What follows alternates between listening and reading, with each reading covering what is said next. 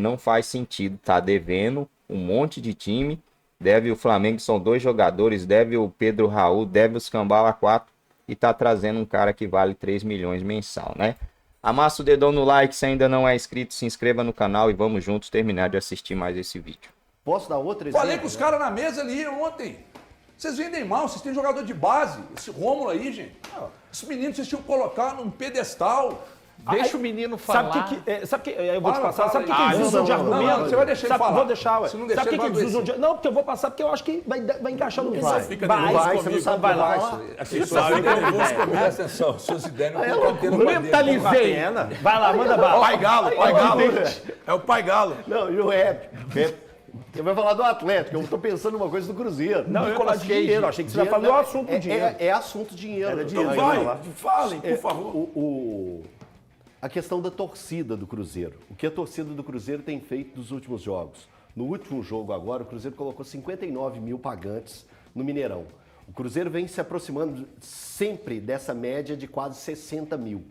Como que ao longo da nossa vida a gente acostumou a escutar sempre falar de estádio cheio no Corinthians, no Flamengo, no Vasco, no São Paulo, mas aqui a gente badala pouco. Eu acho que as pequenas coisas geram reverbera muito bem. E às vezes a gente fica acostumado e não joga isso para fora. O Cruzeiro tinha que estar badalando isso de uma forma gigantesca. O Atlético, quando pega proporcional em número, o tamanho do estádio para o que lota, tinha que estar badalando muito mais. Toda essa força de ocupação. Isso, X% de ocupação.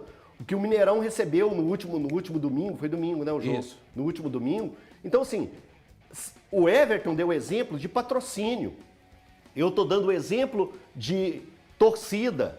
Vocês levantaram a questão de jogadores. Então, em tudo, a gente envelopa mal. A gente valoriza muito pouco o que é nosso para badalar isso e chegar no Brasil inteiro. Um exemplo, o Atlético teve a 5ª maior média de público do primeiro turno do Campeonato Brasileiro. 5ª maior. Ele está atrás do Flamengo, do São Paulo, do Corinthians e do Bahia. O Flamengo com 54 mil torcedores, o São Paulo 43, Corinthians 42, Bahia 37, o Atlético com 33. Quase 34. Aí nós estamos falando de público, média de público. público no primeiro turno, Se nós buscarmos o ticket médio, pode ter certeza que o Atlético sobe nessa Não, escala aí. eu acho que o Atlético é o 5º também. Não, renda bruta que o Atlético é o 5º. O Atlético é o 5º também com renda bruta atrás de Flamengo, Corinthians, Palmeiras e São Paulo.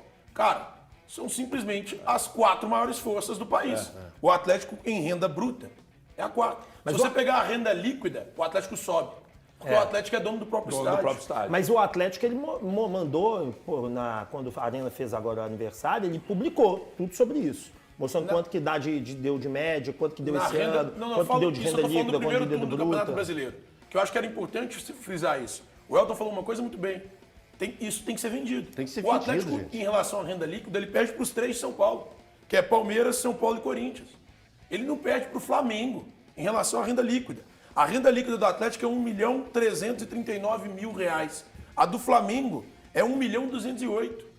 O Atlético supera o Flamengo, cara, que é a maior torcida do país. Isso é indiscutível. A maior torcida do país. Isso aí é manchete. Ó. Cara, isso que o o Thiago falou é Atlético tem manchete. mais renda líquida do que o Flamengo, que é o 5º colocado. O Atlético é o 4º. Eu não sei se pelo ticket médio sobe tanto, porque o do Palmeiras vai lá em cima. O do Palmeiras é gigantesco. Não, tô falando de subir Tanto que na o Palmeiras escala é aí. a renda líquida mais alta do país. E ele não está entre as 5 melhores médias. E detalhe, né? Ele só tem ingresso. Ele não tem restaurante, ele não tem estacionamento, ele não tem nada. Ele só ingresso. Mas o ingresso lá é caro pra caramba. Ticket médio, o Atlético cai para 6º lugar. Ele perde pro Palmeiras, Atlético Goianiense, Juventude, preço, né? Grêmio, Preço. Flamengo e o Atlético é o 6º. Porque é ticket médio. É ticket médio. Preço do ingresso. Vamos voltar para a TV, esse papo continua lá, pessoal. Simbora. Aqui bom, a gente começou falando de leão de treino, passou para o jogador de base, que não é valorizado. Aí eu já dei um piti desgraçado aqui, porque eu acho que Atlético e Cruzeiro se vendem muito mal em todos os aspectos. Aí o Thiago me trouxe aqui números muito expressivos do Atlético, que isso aí precisa virar manchete de jornal. Isso precisa virar, para nós aqui, isso tem que virar debate. Ontem eu estava conversando com uma pessoa que me disse que recebeu em mãos o planejamento do Atlético para os próximos 10 anos. Opa. E é uma pessoa extremamente importante. Falou, Everton, é de cair o queixo. O Atlético desenvolveu centenas de páginas de um projeto do futebol. Futebol. Não, clube. Tudo. Envolvendo centro de treinamento, melhorias do centro de treinamento, estrutura, time, estádio, tudo que envolve o Atlético. Investimento na base? Tudo, investimento na base, etc e tal. Ele falou, é de cair o queixo. Tá falando um cara que, desculpa, eu não vou falar quem é não, porque senão eu vou expor o cara. Não precisa. Ele é um cara de mercado, é um cara muito foda. Falou, ó, é de cair o queixo o planejamento. Planejamento. Projeto, não é ideia. Projeto do Atlético nos próximos 10 anos. Aí essa pessoa me disse assim, só que ninguém que recebeu isso aqui vai sair a partir de agora dizendo assim, em 10 anos nós seremos... Não, vai trabalhando. Vai trabalhando e deixa que as coisas vão acontecendo. Foi o que aconteceu lá no Palmeiras. Foi trabalhando, melhorando, investindo na base.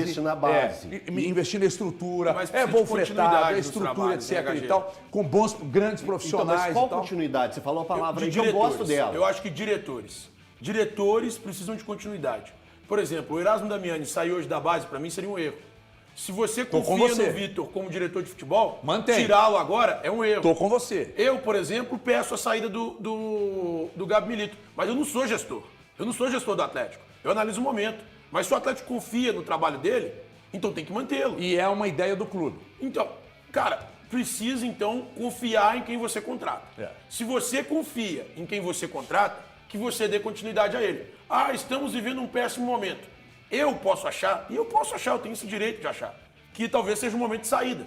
Seja do diretor, de um presidente, de um técnico, de um jogador. Mas se existe o mínimo de convicção no que é feito, então mantenha os caras. Então, mantenha o Damiani, mantenha o Vitor, mantenha o Milito. Então, mas eu gosto disso. Eu particularmente não. O futebol brasileiro está preparado para isso? É isso aí. Vai entender toda essa dinâmica? Mas se você quer ser diferente, porque tem que fazer o diferente. Ontem mesmo você deu até o exemplo.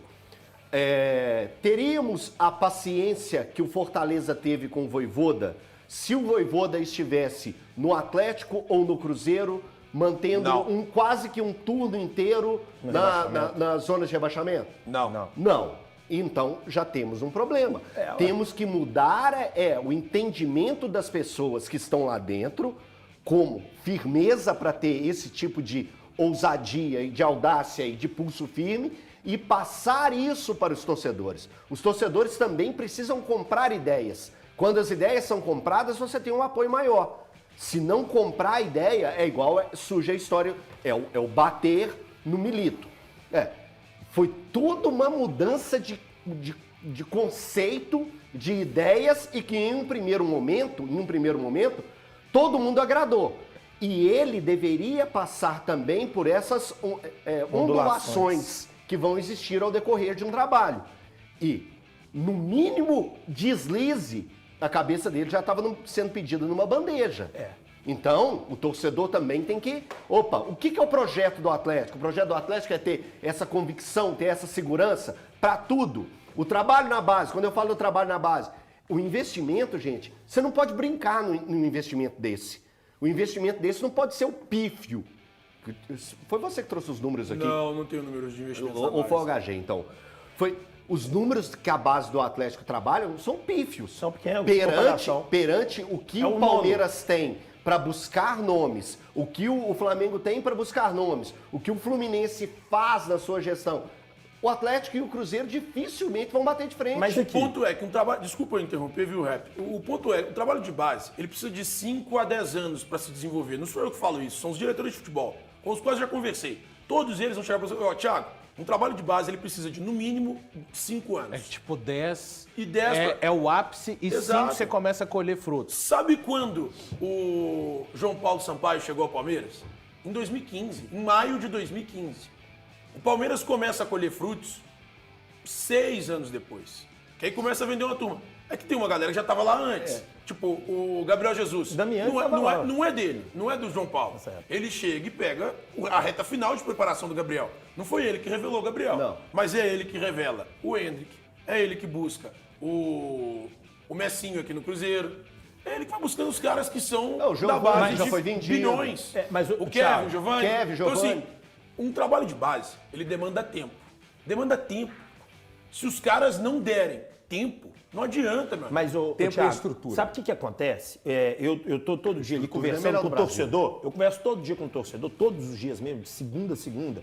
E não há uma paciência com a SAF. Até porque o que acontece? Por que essa paciência não existe? Porque nós brasileiros, de modo geral, e eu tô colocando todos, não individualmente cada um, somos imediatistas para conquistas. Então o que acontece, por exemplo, o Botafogo, a galera fala assim, é mentira o que você está dizendo aí, que precisa de prazo, olha o Botafogo. Aí eu pego e falo assim, então deixa eu te contar uma coisa, o Botafogo acabou de pegar 300 milhões na XP para montar o time dele.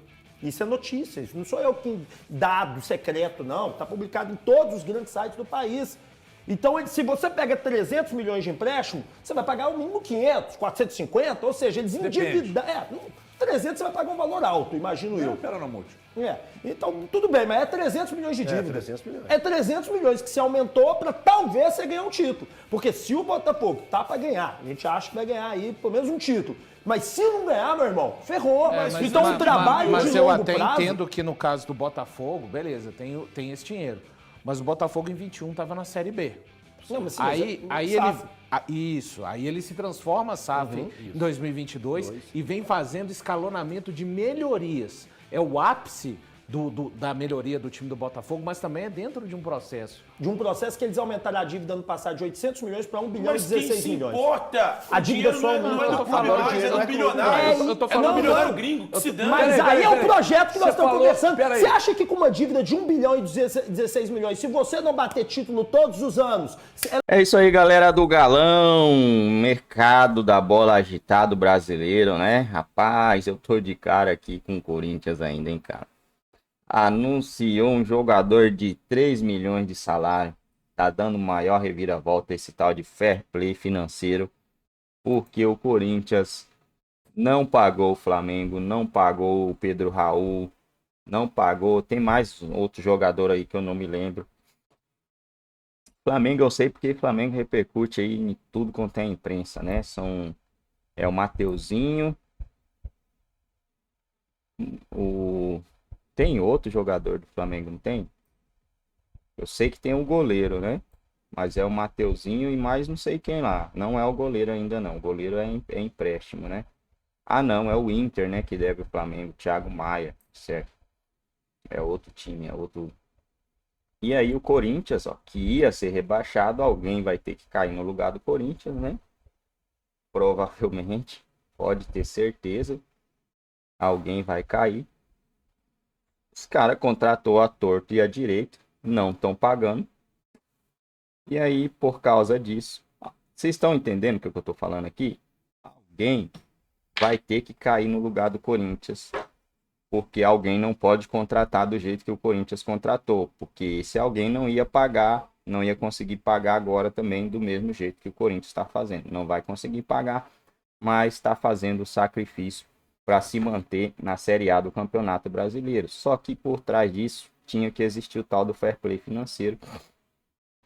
O Corinthians não está pagando esses jogadores e alguém vai ter que cair no lugar dele. Isso aqui é algo sério, cara. Muita gente pode não estar entendendo, mas isso aqui é algo bem complicado aí. Eu não imaginava que o Atlético Mineiro tinha essa potência toda que tem, né? Faturamento líquido maior do que o do Flamengo. O Flamengo, faturamento bruto é o maior do continente, né? Mais de 1 bilhão.